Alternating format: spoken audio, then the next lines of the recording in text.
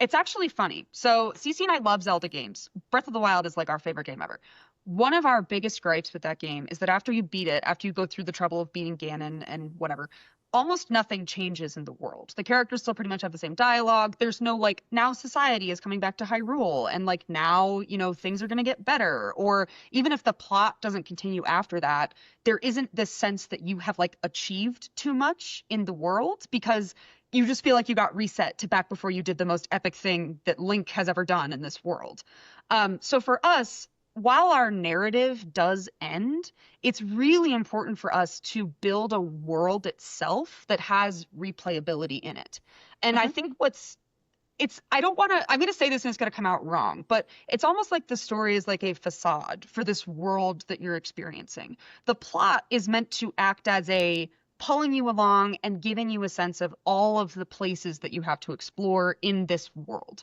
So for us, the kind of natural ending to that was when you have explored all of the places, it culminates in this really beautiful kind of final cutscene, and Cece's going to write a beautiful piece of music, I'm sure. But because the story is kind of like about the future and about creating a better world, we have an ending to our linear plot, but the idea is that the world itself keeps living. So I guess the answer I just gave you is that it's best to not end your story, which is not what I mean. But that is kind of what we're employing as a Mhm. technique specifically for this game. Yes. The way that I like to just describe it in a simple term is we're really hoping, fingers crossed, that we'll be able to have a post-game state.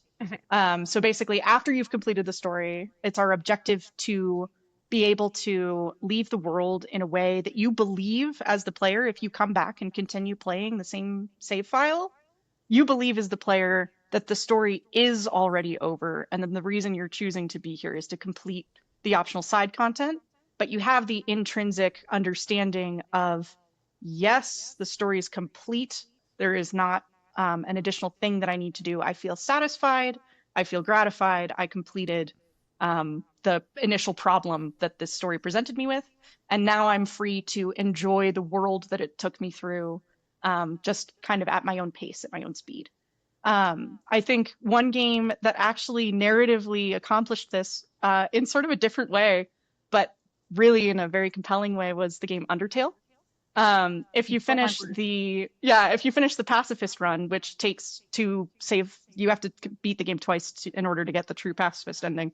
And if you get that ending, the story basically implies like if you don't open the game again and you don't delete your save file and you don't restart the game, all of those characters that you fell in love with get to live happily ever after, basically. Like they bake it into the actual um, sort of meta framework of your save file. That game's kind of an interesting case study in that particular way. So you have this satisfaction as the player of the action of not playing again. That becomes your player choice in order to preserve the characters that you love. That one was a really interesting and very special example.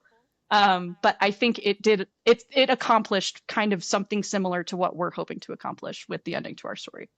That's so interesting. So just to touch back on that idea, by not playing the game, you are letting like this world simulate itself on its own, and there's like a comfort in that just being the case. Yeah, That's don't get me Yes, started it's on Undertale's narrative. I'll start crying. But it is, in my opinion, it is like a truly exceptional end to the story because you go through all these really difficult boss fights and you play as a child who's had this very dark experience, especially if you play to the true ending. And then at the end, there really is this tremendous sense of peace to the extent where when I open my laptop that I played Undertale on and I see the Undertale icon, I still think to myself, fantastic. Sands and Papyrus are still alive and they're still happy in that little world.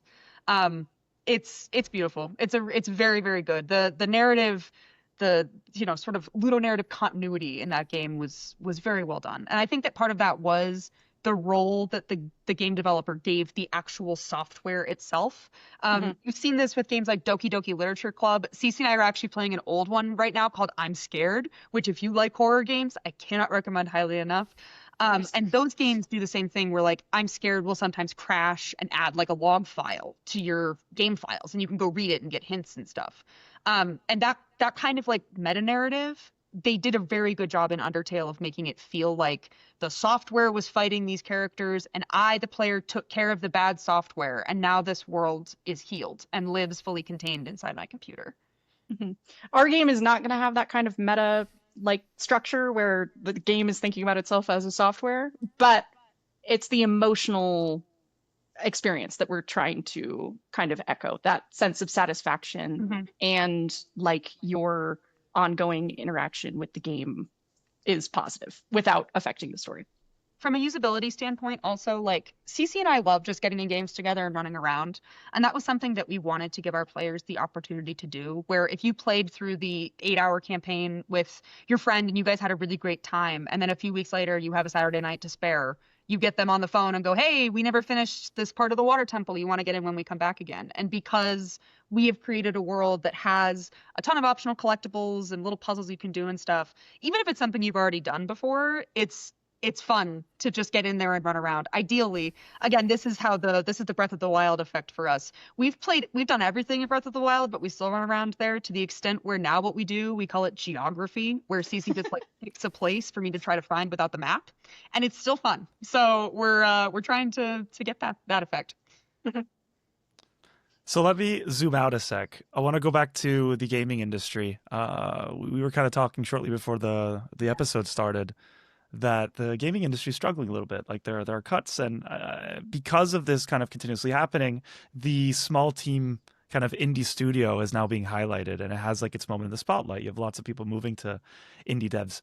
You are both two professionals that have kind of seen both sides at this point.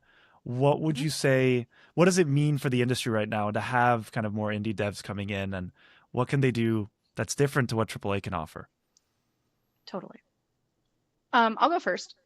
So it's interesting because we are in kind of this interesting place right now where the AAA productions have budgets exceeding hundreds of millions of dollars. Like, that's such an insane amount of money. It's hard to even conceive of the scale of production and the amount of time that it takes to create these AAA sized projects.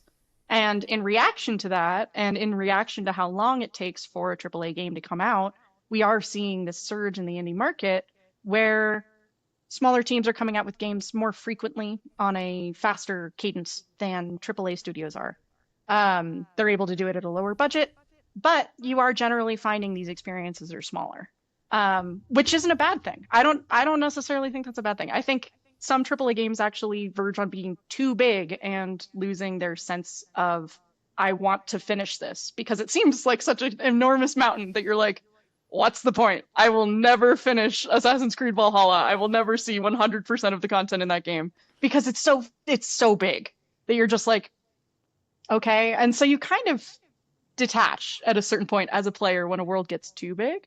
And I think that is part of what we're seeing in the indie market is a gravitation towards experiences that are smaller because a smaller experience is capable of being more compelling and feeling more swallowable. Like it is something that I can conceive of finishing as opposed to a second job for me to ever want to see the end of Assassin's Creed Valhalla.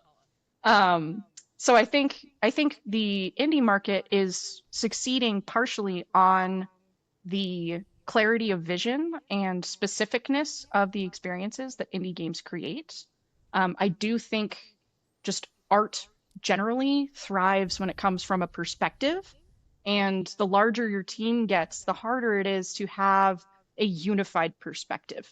With micro teams, we are able to have these extremely precisely targeted perspectives. So, like Balatro, for example, is like a poker-esque card game. A AAA studio would never make that. Never under any circumstances would a AAA studio make that game. That doesn't mean it didn't resonate with a massive audience of people who like playing games like that. So I think indie is thriving on the back of AAA's timelines, production budgets, and their broadness and kind of blandness. Indies are able to create a more specific experience that doesn't give you all the options maybe that a AAA experience open world RPG does, but by keeping the experience more focused, they're able to polish it and make it a more satisfying, smaller experience.